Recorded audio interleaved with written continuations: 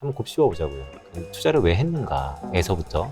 그러니까 목표 없는 투자는 이렇게 예상과 빗나간 형상이 지속됐을 경우에 상당 부분 삶을 피폐하게 만듭니다.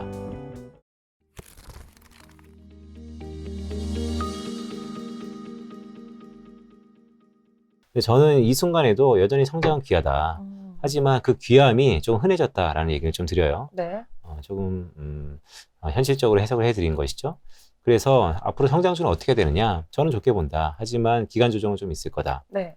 왜냐하면 우리가 금리의 목표점을 알고 있지만 언제 목표에 도달할지는 아직까지 컨센서스가 형성되지 않았기 때문에 그 말은 결국 연준의 통화정책 스탠스, 그것을 시장이 어떻게 받아들여지느냐, 그거에 따라서 성장주의 가감도 좀 결정이 될 거다라고 보고 있습니다. 이제 여기서 지금 흔히들 아는 말은 떨어지는 칼날 잡지 말아라 이렇게 하는데, 지금이 이제 저점이다 하면서 많이들 네. 사셨는데 계속 빠지고 있잖아요. 네. 이거를 이제 연말까지 그냥 들고 간다, 네. 이렇게 보면 또 마음 편할 수도 있지만은 네네. 연말 이후에도 이 좋아진다는 걸 또 확신할 수는 없기 때문에 많이들 네. 좀 불안해하고 가시는 것 같거든요. 그렇죠. 그러니까 네. 그것의 질문의 가장 근저에는 뭐가 깔려 있냐면요. 기회비용이라는 게 상당 부분 자리하고 있는 거예요. 그러니까 예를 들어서 지금 성장주를 들고 있는데 계속해서 평가 금액이 낮아지고 있어요. 그렇다면 불안하죠. 네. 이게 이러다가 종이 쪽지가 되는 거 아닌가? 그럼 그렇다고 그것을 매도하고 다른 거를 살 때 기회비용을 생각해 보셔야 되는데, 그럼 뭘 사야 될까에 대해서 상당 부분 전략이 부재해요. 네, 그렇죠. 네, 그렇기 때문에 고민이 있는 거예요. 네. 그러다 보니까 오랜 경험을 있었던 분들이 조언을 어떻게 드리냐면, 그냥 갖고 있어라. 어차피 1년 있고 2년 있고 3년 있으면 괜찮다. 그것도 좋은 전략이에요. 강제로 이제 장기 투자하는 거죠. 그렇죠. 네. 네. 근데 이제 그거에서는 기회비용이 날로 커지는 것입니다. 그래서 다시 한번 글쎄요, 좀 아픈 손가락일 수 있는데 한번 곱씹어 보자고요. 투자를 왜 했는가에서부터. 그러니까 목표 없는 투자는 이렇게 예상과 빗나간 형상이 지속됐을 경우에 상당 부분 삶을 피폐하게 만듭니다. 그렇기 때문에 다시 재정립이 필요한 시기다라고 보고 있고, 근데 저는 여전히 재정립했다는 의미에서 보면 성장주는 귀하다. 성장이 귀하다는 말은 왜 계속 말씀드리냐면, 네. 저는 경기 침체 가능성이 좀 높아졌다고 봐요. 이게 이제 네. 장단기 금리 역전을 네네. 시그널로 우리가 받아들였는데, 이게 잠깐 있다가 이렇게 되는 바람에 네. 뭘 보고 이걸 생각해야 될지 네. 더 헷갈려졌어요, 사실은. 네. 그러니까 장기 침체가 올 수밖에 없는 여러 가지 이유는, 지금 장기 금리하고, 그러니까 장단기 금리 스프레드가 경기 침체의 하나의 시그널이죠. 그렇죠. 네, 미국의 지방 연은인 뉴욕 연준에서 이 경기 침체 모형이 있어요. 거기에 장단기 금리 스프레드가 들어갑니다. 근데 거기는 이제 10년하고 3개월짜리가 들어가요, 사실은. 그래서 모형의 약간 틸팅이 좀 다른데, 그래도 뭐 결론적으로 말씀드리면, 뭐 기업으로 따지면 매출액인 10년물과 비용이 2년물의 크로스는 이익이 더 축소하고 비용이 더 는다는 거니까 당연히 기업에서는 부담스러운 요인이고, 기업들의 프락시가 주가지수이기 때문에 주가지수의 하방 압력이 높아지는 것이고, 뭐 자연스러운 현상인 것이죠.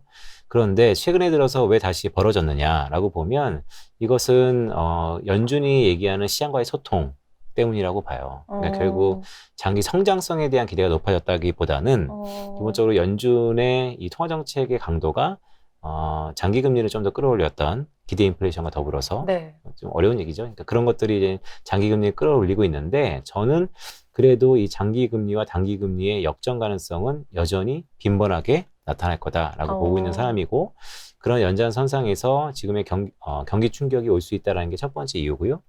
두 번째는 이런 걸 차치하고 우크라이나발 사태가 생각보다 좀 장기화됐어요. 그렇죠. 이렇게 네. 갈 줄은 몰랐겠죠. 그렇죠. 네. 저는 요즘에도 근데 똑같은 콜을 좀 드려요. 저는 5월 9일이 중요한 날이라고 보는데요. 네. 저는 우크라이나발 리스크는 5월 9일날 봉합 가능성이 높다라고 보는 사람 중에 하나예요. 어떤 이유 때문일까요?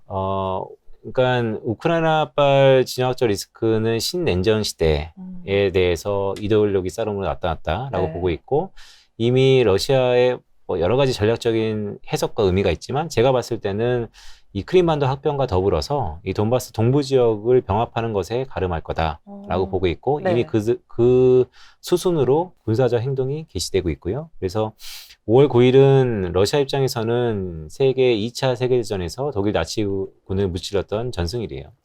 그래서 그날을 기념하기 위해서 아마 그 전에 끝날 가능성이 높다라고 보고 있고, 이왕 봉합을 할 거면 네. 그 속의 목적이 이렇기 때문에 굳이 날짜를 꼽자면 5월 9일이 될 거다라고 보고 있고, 그래서 최근에 이 돈바스 지역에서의 우크라이나와 러시아의 이 협상 가능성도 그런 의미에서 무락무락 그리고 나온다고 보고 있고요. 러시아는 생각보다 이 서방 제재에 의해서 무차별할 겁니다. 네. 네, 왜냐하면 중국이라는 우군 파트너가 있기 때문에. 그래서 그런 걸 감안해 봤을 때 그럼에도 불구하고 강도는 좀 셌어요. 그렇죠. 어떤 강도냐면 경제적으로 후폭풍을 일으킬 수 있는 강도가 셌다라는 거예요. 전 세계 혹창지대인 우크라이나에서 네. 상당 부분 이 에그플레이션인 가능성이 그쵸. 높아지고 있고 저는 에그플레이션은 시작됐다고 보고 있고요. 사실 이야기는 슬금슬금 계속 나왔었잖아요. 그렇죠. 네. 네. 근데 에그플레이션은 이제 많은 뭐 이런 전문가들과 크루들이 얘기하시는 것 같아요. 근데 저는 거기에 하나 더 붙여서 에그플레이션이 나오면 뭐 어떻게 되느냐? 네. 네, 그럼 뭐 곡물 가격 사면 되는 것이냐? 아니면 뭐 흔히 이런 얘기 하죠. 뭐 마진을 전가하지 못하는 기업은 쇼치면 되는 것이냐? 네, 그런 걸 차치하고요. 네. 좀 더 큰 얘기를 한번 해볼까요? 에그플레이션에 가장 취약한 지역이 있어요. 어디일까요? 저는 중동이라고 봅니다. 아. 네, 과거 경험이 있어요. 2010년 7월 달에 러시아의 밀 수출의 대부분이 중동 이집트로 들어가는데요. 2010년 7월 달에 러시아의 대밀 수출의 통계를 보면 월간 기준으로 증가율이 빵이에요. 네, 그건 뭐냐면 수입을 금지시켰어요. 네. 그래서 문헌을 찾아보시면 당시 러시아에 가뭄이 일어납니다. 그래서 쿼터제로 어느 정도 이상으로 수입을 못하게 만들었는데 네. 당시 러시아가 전면적으로 밀 수출을 금지시켜요. 그게 곧바로 중동 지역의 인플레이션 압력을 높아졌고 그러면 중동에 어떤 일이 벌어졌냐면 아랍의 봄이라고 네, 해서 네, 네. 중동의 민주화가 결국 나타났습니다.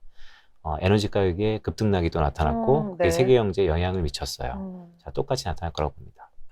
이게 사실은 작년만 하더라도 뭐 원자재 슈퍼사이클이 뭐 이번에 뭐 3번째 아니면 5번째 네. 기준으로 5년 만에 네. 얘기가 있었고 네. 그때만 하더라도 뭐 기후 문제 때문에 사실 이렇게 얘기가 나왔었잖아요. 네. 근데 네. 이게 전쟁이 길어지면서 여기까지 이렇게까지 영향이 끼칠 줄은 아무도 상상을 못 했거든요. 길어졌기 때문에. 그렇죠. 네. 그리고 이제 뭐 CRB 인덱스라던가 이런 네. 걸 보면 전반적으로도 에너지 가격을 필두로 올라가고 있고 맞습니다. 뭐 폴리실리콘 가격도 음. 뭐 바이든 정부 오면서 태양광이나 이런 거 올라간다 하면서 쭉 가다가 멈출 줄 알았더니 또 올라가고 있고 네네. 니켈도 한 300% 올랐죠. 전년 맞습니다. 대비로는. 네. 그런 상황이고. 네. 그러면 이 다음 고민 뭘까? 네. 생각을 해보면은 기업들의 실적에 영향을 끼치지 않을까? 네. 그러면 기업 안 좋아지면 당연히 경기도 안 좋아지겠지. 네. 이렇게 또 이렇게 깊은 수렁으로 빠져들거든요. 맞습니다. 어떻게 보시나요? 그렇게 갈 거라고 보고요. 다만 너무 명쾌하게 대답해 주신 거 네네, 아니에요? 그렇게 갈 거라고 보기 네. 때문에 제가 리세션이 온다라고 보고 있고 다만 거기에 약간 이제 촉매제 역할을 하는 사건들이 나타나고 있어요. 제가 최근에 우크라이나발 이 지정학적 위험 리스크 이런 것들이 갖고 오는 큰 변화가 있다. 그 변화 중에 하나가 세계화의 종언, 네. 블록화 경제 재림. 네. 너무 뭔가 무섭다. 네. 네. 그러니까 왜냐하면 최근에 이런 얘기 있어요. 네. 2차 세계대전 이후에 미국이 유럽에 원조했던 마샬 정책, 최근에 신마샬 플랜이라고 해서 실제 벌어지고 있습니다. 신마샬 플랜의 소제목은 유럽의 에너지 자립도입니다. 네, 미국의 LNG가 유럽으로 떠나고 있죠. 그쵸. 그러니까 이런 거예요. 그러니까 우크라이나와 러시아의 지정학적 리스크 이후에 유럽 사람들의 고민은 정말로 이제는 러시아산 에너지로부터 독립을 해야겠다. 그런데 내 힘으로는 너무 힘들다. 그쵸. 그래서 미국에 러브콜을 보냈고 미국의 많은 고민 이후에 미국은 그 러브콜에 응대를 했고 저는 그것을 2차 세계대전 이후에 마샬 정책이랑 똑같이 신마샬 정책이라고 부르고 있고 그게 실제 미국의 LNG선이 배가 떠났고요. 대서양을 네. 건너고 있고 근데 이게 워낙 지난 2000년 이후에 20년 동안 유럽이 러시아산 의존도가 커졌기 때문에 암만 배로 나른다 하더라도 시간이 좀 걸릴 것 같아요. 네. 그렇다면 거기에 파생적인 효과는 인플레이션. 그렇기 때문에 우리가 결국 비용이 좀 높아지는 시기에 접어드는 거다라고 볼 수 있고 자, 근데 이런 거는 소비자들은 인플레이션 압력으로 인해서 고통을 받겠지만 산업이 문제예요. 네. 산업의 근간이 에너지원의 공백을 어떻게 메꿀 것인가. 그렇죠. 네. 여기서 이제 두 가지가 있는데요. 하나는 그렇기 때문에 다시 한번 바이든 그러면 친환경이잖아요. 네. 네, 친환경이 속도를 다시 한번 낼 거다. 그래서 잠깐 주춤했던 친환경 테마가 다시 한번 나올 거다라고 보고 있고 네. 그런데 그거보다 이 니치 마켓에서 좀 더 빠르게 움직이는 테마들이 있어요. 어떤 그게 거죠? 뭐냐면 네. 친환경도 좋은데 친환경을 자꾸 고씌워보면 효율이 너무 떨어진다. 그래서 그러면 이 화석연료와 친환경의 중간에 있는 게 뭘까? 원자력이죠. 그래서 저는 네. 원전 테마가 생각보다 상당 부분 자리매김할 거라고 보고 이미 유럽은 움직였다고 보고요. 한국은 5월 달에 이제 새로운 정부가 들어서면 뭐 이번 정부도 원자력에 대해서는 이전 정부보다는 좀 더 친화적이에요. 그래서 큰 변화가 한번 있을 거다라고 보고 있습니다. 그래서 요즘 막 옐로우 케이크라던가 네네. 뭐 카메코라던가 뭐 그런 뭐 기업들의 주가도 엄청나게 들썩들썩하죠. 올라갔더라고요. 네. 뭐 1년 사이에 뭐 70 몇 프로 이렇게 올라가 갖고 네. S&P 500 지금 마이너스 한 6% 정도 되잖아요. 네. 너무 누적으로. 네, 반대로 이렇게 가고 있어서 네. 이게 앞으로 더 갈까 네네. 싶기도 했었거든요. 네, 아, 그 더 상승률도 갈지. 남아있다 보시는 거죠. 그러니까 더 갈지 않는 갈지 모르겠어요. 왜냐하면 1년 뒤에 올 거를 지금 다 프라이싱 할 수도 있고, 네. 왜냐면 밸류에이션 자체가 좀 그거는 부정확하기 때문에. 음. 하지만 이런 흐름은 14일이 끝나는 게 아니고 이제 시작일 것 같다는 생각도 갖고 있습니다. 근데 약간 그런 원자재라던가 뭐 원전 같은 경우는 약간 뭐 지금도 원전을 완전히 뭐 추구하는 나라도 있고, 네. 우리는 진짜 아니다라고 한 유럽 쪽 나라도 있고, 또 네. 중립에서 왔다 갔다 하는 국가들도 딱 분류가 되는데, 맞습니다. 그렇기 때문에 투자자들 입장에서는 완전히 딱 올인해서 투자하기는 약간 걱정되시는 분들도 있어요. 맞습니다. 머뭇거리죠. 그렇죠. 네. 그래서 이럴 때 올웨더 투자. 네. 이거 해야 된다. 정답은 네네. 이거다. 네네. 또 이렇게 옛날 같으면 네. 뭐 시장 어려우면은 그냥 스파이 사서 묻어놔. 그냥 한 배짜리 큐큐큐 그냥 해. 이렇게 얘기를 그게 마음 하면서 편해, 뭐 이런 거 그게 있죠. 마음 편해 이랬는데 네네. 지금은 그것도 어렵잖아요. 네네. 원자재랑 이렇게 갈리고 있는데 또 이거 안 하면 바보야 지금은. 네. 핵지가 아니라 얘가 중심이 되어야 돼. 네네. 근데 이것도 좀 어려우니까 네네. 올웨더 투자라는 거가 무조건 네. 답이다라고 네. 보시거든요. 어떻게 뭐, 생각하세요? 뭐 레이 달려고 좋아하겠죠. 네. 그런데 이런 말씀 좀 드리고 싶어요. 지금 우리도 뭐 오늘 장시간 이런저런 얘기 많이 했는데 사실 의견은 분분해요. 그리고 확률 게임으로 보면 51대 49일 가능성이 커요. 그러니까 70대 30이 아니라는 거죠. 자, 이런 시기에는 사실 맞춰도 깨름직할 거고 틀려도 깨름직할 겁니다.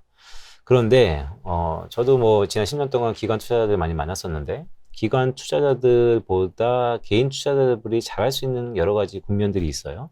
그 국면 중에 하나가 개인 투자자들은 시간을 살 수가 있어요. 기관은 1년 365일 매수 매매를 해야 되는데 네. 개인은 쉴 땐 쉴 수 있다는 것이죠. 그래서 과연 지금의 확률에 자기가 투자를 할 때인가 아닐 때인가 그것을 구분하는 것도 일단 되게 중요해 보여요.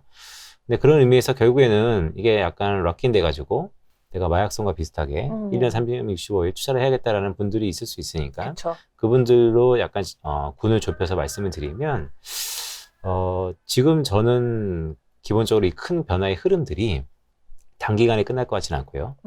그러면 앞에 얘기했었던 올웨더의 전략이 결국 미국의 장기 시계열을 쭉 봤을 때 자산 배분의 황금 비율이 6대4, 미국 주식이 얼마나 익스포저를 가져가면 평타는 친다라는 거잖아요. 네. 괜찮은 것 같아요. 그런데 왜냐면 그게 정답이 아니라는 거죠. 제가 좀 더 제시해드리고 싶은 건 뭐냐면 되게 조심스러워요. 왜냐하면 제가 속해 있는 회사가 모기업이 도밀머리라는 핀텍 업체이기 때문에 저희 도밀머리는 AI 기술로 개인형 맞춤형 펀드를 제공하는 회사인 것이거든요.